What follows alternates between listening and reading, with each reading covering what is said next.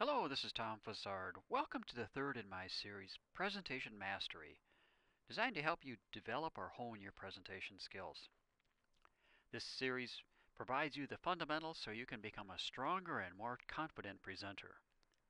In this video, we pick up where we left off before, jump into the next very important step, and this is critical.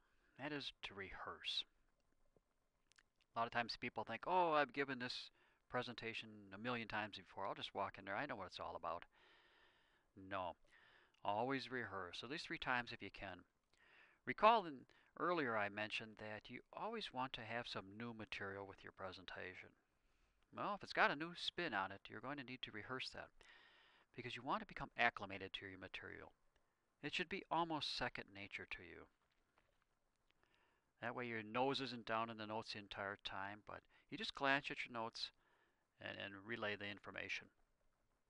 You use this opportunity to test any audiovisual equipment. Chances are you're using your laptop and a projector. You'll want to load a PowerPoint file or maybe a DVD or a CD. Make sure all of that runs smoothly. And we'll come back to that in a little bit, but test your equipment at this stage. Part of your rehearsal too is to determine whether your material fits within a time slot.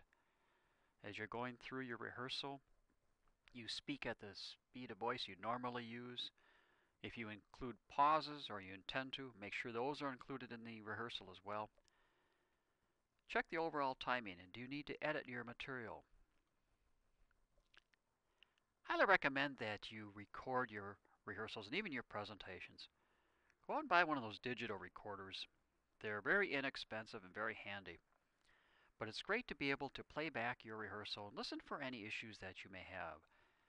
These could be verbal tics, or maybe there's something about the presentation itself that you didn't pick up on just reading through it. Well, it'll become apparent in the recording. You can make your changes then. The next step is to arrive early, and I always recommend at least 15 minutes, upwards of 30, especially if you have to set up equipment, or if it's a new venue. The first reason is you want to get acclimated to your room. Every room feels a little different, and you feel a little awkward initially. Walk around the front where you'll be, set up the tables or chairs or anything, the whiteboard area, as you might need. What about the environment? Is it too warm, too cold? Can you do anything about that? Or noise that's in the area? Can you adjust to that or try to adjust it? Get acclimated to your surroundings. Here again, you'll test your equipment again. Make sure that's up and running, and even keep that initial file showing up on the screen. That's a nice confidence builder for you, but also as a little additional advertising as the people come in. They'll see the name of the program and your name, perhaps company name as well. But test your equipment a final time. Take a moment to get refreshed. Get out there, comb your hair, freshen up in the restroom, so that when you walk into the room a moment later as people start arriving, you're fired up to meet them. And greet a number of your audience members. Shake their hands, introduce yourself, talk with them for a little bit. Then they are no longer strangers. It's almost like you're talking to colleagues or friends. And in the process, ask them, hey, is there anything in particular that you're interested in getting out of this presentation or you're looking for? Any questions you have? Could be something you can add to your presentation. That's really powerful. Now, as you're getting ready to be introduced, I suggest you sit up in the front but off to the side.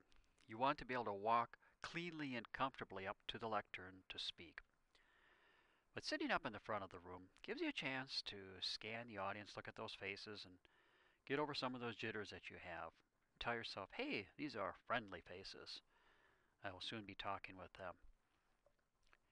As I mentioned, record this presentation as well so you can review it later. And when you're up in the front of the room, walk around, move around. Use your hands and your body language to burn energy, burn some of that tension. It shows enthusiasm and also helps burn off those fears. Stay tuned. We'll be back.